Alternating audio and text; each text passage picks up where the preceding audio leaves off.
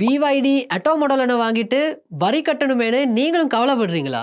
Car வாங்கினாக்கள் வரி கட்டாம தப்பிச்சிருவாங்கன்னு ஆட்சியில் இருக்கிறவங்க டென்ஷன் ஆகுறீங்களா? இம்போர்ட்டட் வெஹிக்கிள் ஒன்று வாங்குற ஐடியா இருக்கு, ஆனால் அதிகமாக டேக்ஸ் பே பண்ண வேண்டி வரும்னு பயத்தில் இருக்கீங்களா? அப்போ உங்களுக்காக தான் இந்த வீடியோ.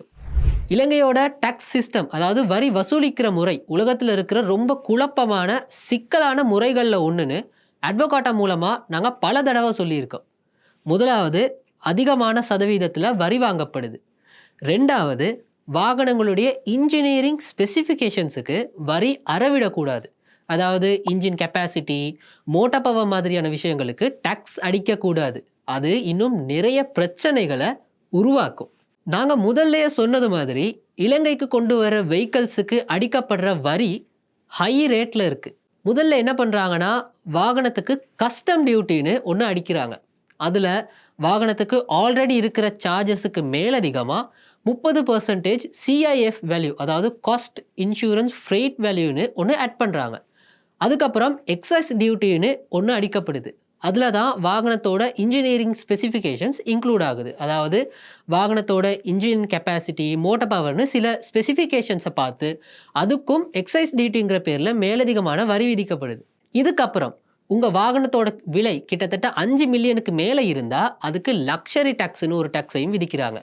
கடைசியாக இது எல்லாத்துக்கும் மேலே 18% வேல்யூ ஆடட் டேக்ஸ், அதாவது பெறுமதி சேர்க்கப்பட்ட வரியும் விதிக்கிறாங்க. இது எல்லாத்தையும் முடிச்சுட்டு உங்கள் வாகனத்தை நீங்கள் எடுக்கிறப்போ டேக்ஸுக்காக மட்டும் நீங்கள் எவ்வளவு பணத்தை செலவு பண்ணுறீங்கன்னு கொஞ்சம் நினச்சி பாருங்கள். இந்த இடத்துல தான் வாகனத்தோட அந்த மோட்டார் பவர் பற்றி யோசிக்க வேண்டியிருக்கு. சாதாரணமாக ஒரு வாகனத்துக்கு வரி விதிக்க, வாகனத்துக்கு மட்டும் இல்லை எந்த பொருளாக இருந்தாலும் வரி விதிக்க சரியான மெத்தட் தான் அதோட பெறுமதிக்கு வரி விதிக்கிறது. இப்போ யூரோப்பில் இருக்கிற வெஹிக்கல்ஸ் எடுத்துக்கிட்டால் அந்த வாகனங்களோட என்ஜின்ஸ் ரொம்ப சின்னதாக இருக்கும். ஏன்னா அந்த என்வாயன்மெண்ட்டுக்கு ஏற்ற மாதிரி, அவங்களுடைய சுற்றுச்சூழலுக்கு ஏற்ற மாதிரி தான் அதை டிசைன் பண்ணியிருப்பாங்க.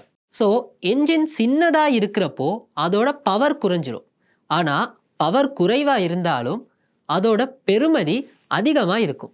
ஏன்னா பெறுமதியை கூட்டுறதுக்கு டெக்னாலஜியை பயன்படுத்துறதால. இதுக்கு ஒரு நல்ல உதாரணமாக கம்ப்யூட்டர்ஸ், மொபைல் ஃபோன்ஸை சொல்லலாம். உங்களுக்கே தெரியும், பல வருஷங்களுக்கு முன்னால் இருந்தது எல்லாமே பெரிய சைஸ் கம்ப்யூட்டர்ஸ். அது காலப்போக்கில் சுருங்கி இப்போ ஒரு கைக்குள்ளே அடக்கிற ஸ்மார்ட் ஃபோன் அளவுக்கு சின்னதாகிருச்சு.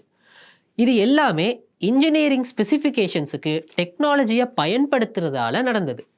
ஸோ கம்ப்யூட்டரோட சைஸுக்கோ இல்லை ஃபோனோட சைஸுக்கோ டேக்ஸ் அடிக்கிறதுங்கிறது சரி வராத ஒரு மெத்தட். ஏன்னா ஒரு பொருளை சின்னதாக்குற நேரம் அதோட பெறுமதி கூடும். ஆக இந்த விஷயத்தில் டேக்ஸ் அடிக்கிறதுக்கு சிஐஎஃப் வேல்யூ மாதிரி ஒரு சாதாரணமான பேசிஸை பயன்படுத்தலாம். அதுக்கு மேலதிகமாக இன்ஜினியரிங் ஸ்பெசிஃபிகேஷன்ஸுக்கும் டேக்ஸ் அடிக்கிறப்போ தான் சிக்கல் உருவாகுது. அதே நேரம் மாற்றம் ஒன்று தான் மாறாததுன்னு நம்ம சூப்பர் ஸ்டார் சொல்கிற மாதிரி நம்மளை சுற்றி இருக்கிற இந்த உலகம் தொடர்ச்சியாக சேஞ்ச் ஆகிக்கிட்டு அப்டேட் ஆகிக்கிட்டே இருக்குது. முன்ன காலத்தில் தான் இந்த இன்ஜின் கெப்பாசிட்டி, மோட்டார் பவர் எல்லாமே அப்படியே இருந்துச்சு. ஆனால் இப்போ வர்ற மாடல்ஸ் எல்லாம் ஹார்ட்வேரோட சாஃப்ட்வேரும் கம்பைன் ஆகி தான் வருது. ஸோ இந்த எலக்ட்ரிக் கார்ஸ்லையும் பெரும்பாலான நேரத்தில் ஹார்ட்வேரும் சாஃப்ட்வேரும் சேர்ந்து தான் இருக்குது. அதனால மோட்டார் பவரை சாஃப்ட்வேர் மூலமாக ஓரளவுக்கு மாற்றக்கூடியதாக இருக்குது. கிடைச்ச தகவல்கள் படி எலோன் மஸ்க் அவருடைய டெஸ்லா கார்களுடைய என்ஜின் பவரை சாஃப்ட்வேர் அப்கிரேட் மூலமாக கிட்டத்தட்ட 5% அதிகரிக்கிறார்னு சொல்லப்படுது. இது உண்மையில் என்ஜினியரிங் டிசிஷன்ஸ்குள்ளே வர்ற விஷயங்கள்.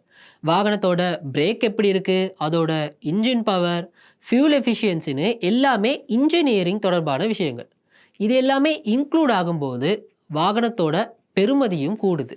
ஆக வரி விதிக்கிறப்போ அதோட பெறுமதியை பொறுத்து விதிக்கிறது தான் சரியாக இருக்கும். ஏன்னா சாதாரண மாத சம்பளத்துக்கு வேலை செஞ்சு வெஹிக்கிள் வாங்க நினைக்கிற ஒருத்தர் வாகனத்தை வாங்க முன்னாடியே அதுக்கான நிறைய வரிகளை கட்டி முடிச்சிடுறாரு.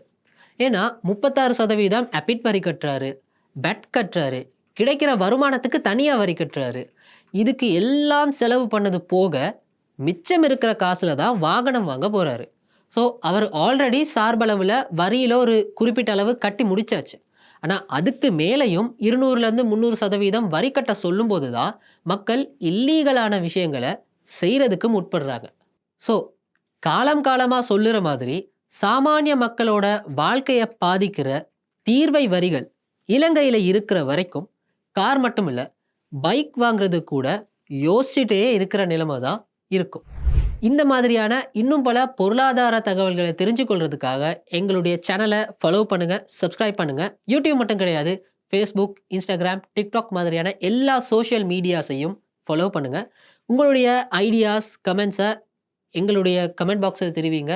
முடிஞ்சளவு இந்த வீடியோவை ஷேர் பண்ணுங்க. இதே மாதிரி இன்னொரு வீடியோவோட நெக்ஸ்ட் வீக் சந்திப்போம்.